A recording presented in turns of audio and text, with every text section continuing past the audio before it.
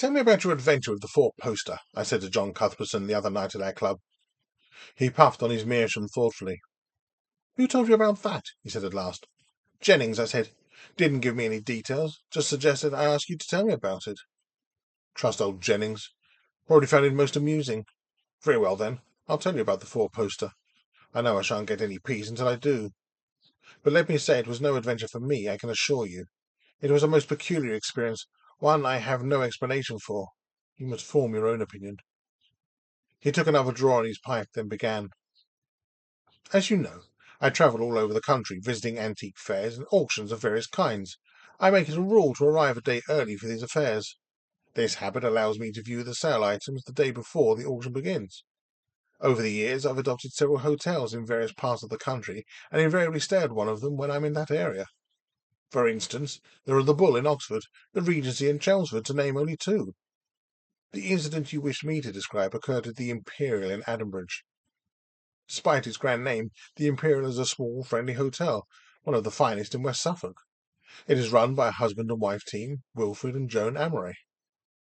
Through the years, I have formed quite a friendship with them, and it's a source of great regret for me that I shan't be staying there again.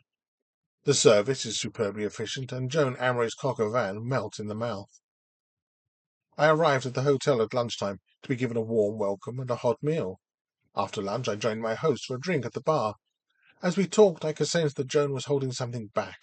There was something she was bursting to tell me, but they had obviously decided on a plan of action, which she was trying hard to keep to.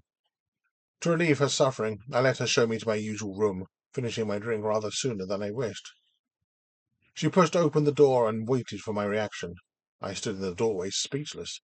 It was a large room, and since my last visit it had been freshly decorated in a tasteful floral wallpaper.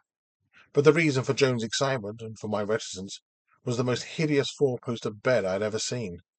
Incongruous to the rest of the furniture, it dwarfed everything else in the room. It was a huge, square mahogany structure of indiscernible age or pedigree.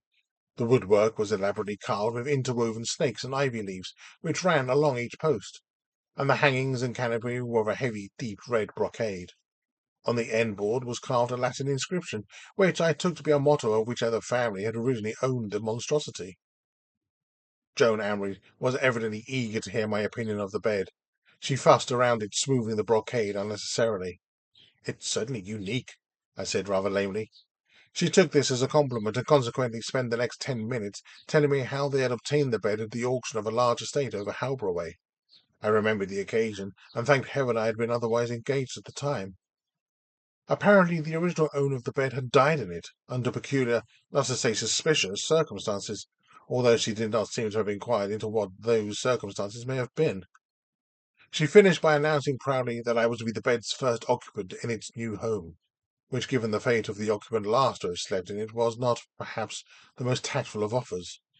Nevertheless, I told her it was a privilege, and she left the room smiling, convinced I approved of her taste in furniture. Actually, I'm not a lover of four-posters at the best of times, as I tend to experience a touch of claustrophobia in them.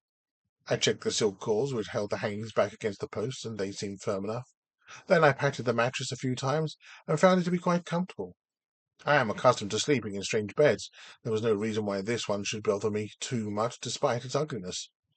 I lifted my overnight bag onto the bed and began to unpack. The afternoon passed uneventfully. I went to the pre-auction showing and marked down a number of interesting items in the catalogue. It is always as well to have a quiet word with the auctioneer if you can at these country sales. Nothing underhand, of course. Just let him see your face so he recognizes you for the next day. It's often an advantage.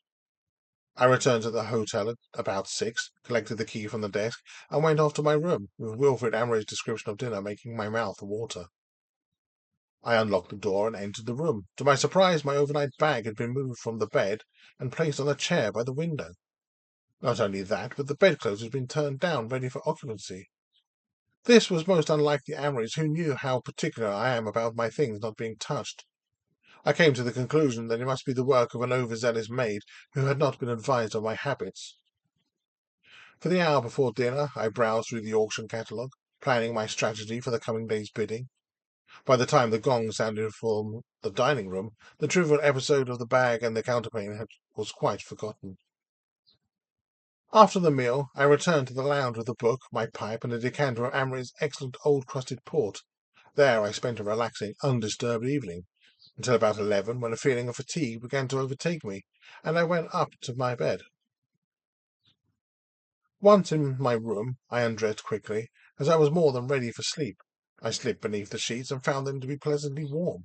In fact, had I given the matter more consideration, they were warmer than they should have been, given the time of year. The bed was a good deal more comfortable than I had expected it to be. I settled down easily and was soon asleep. I wish I could say I spent a restful night. Here Cuthbertson paused. He leaned forward in his chair and emptied the meerschaum into the grate. Then he took an old briar from his jacket pocket, filled it with his usual mixture, and lighted it, sucking deeply on the stem. I'd observed this ritual many times during the years of our friendship. Cuthbertson was as serious about his pipe smoking as he was about everything else in his life. He would no more consider refilling a warm pipe than he would miss a sail at Sotheby's. When the pipe was drawing to his satisfaction, he continued. Almost immediately my sleep was punctuated with periods of waking. While I was awake, my attention seemed drawn unnaturally to objects and sounds both inside and outside the room. I heard a fellow guest tramp loudly along the corridor. My wardrobe door slowly creaked open and banged against the tall boy. There was a draught by the window, because the curtains kept twitching back and forth. All these little annoyances made it difficult for me to sleep, but eventually I slept for perhaps an hour or two.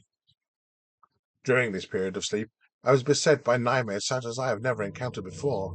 I tossed and turned fitfully, unable to bear the torment of my dreams straining for release, but each time drifting back into the open arms of nightmare. Finally I was fully awake, perspiring heavily, with the sheets which earlier I had thought to be pleasant now wrapped around my body, hot and stifling. I stretched out my hand to turn on the bedside lamp and touched the heavy brocade of the hangings which were now drawn around the bed. There seemed to be no air in the room. I felt as if I was suffocating. Then from somewhere in the room I heard a creak of a floorboard. This was followed by another, and the realization soon came to me that there was someone in my room. From the side of the bed came the sound of laboured breathing. I sat up and was about to open the hangings when they were violently jerked aside and a face thrust its way into the opening.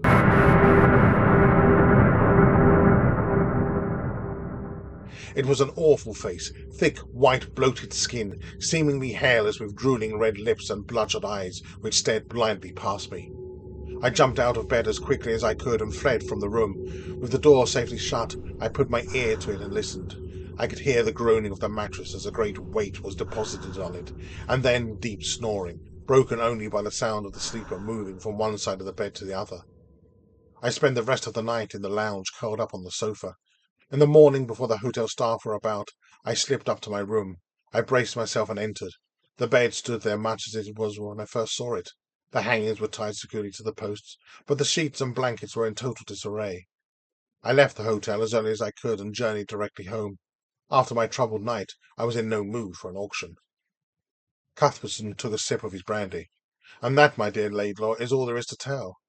I questioned him at length about his story. We discussed in detail the possibility that the whole affair was a carry-over from his nightmares. But he would not have it. He was absolutely certain that he had been fully awake during the whole episode. Eventually we came to the subject of the Latin inscription on the end board of the bed. Neither of us could translate it, and so we went off to the club library to look it up. We found the book we needed, and after a short while we found the entry. Non Omnis Moriar. I shall not wholly die. Cuthbertson sucked on his pipe thoughtfully. After a while he said, "What nonsense!" There was nothing more to say.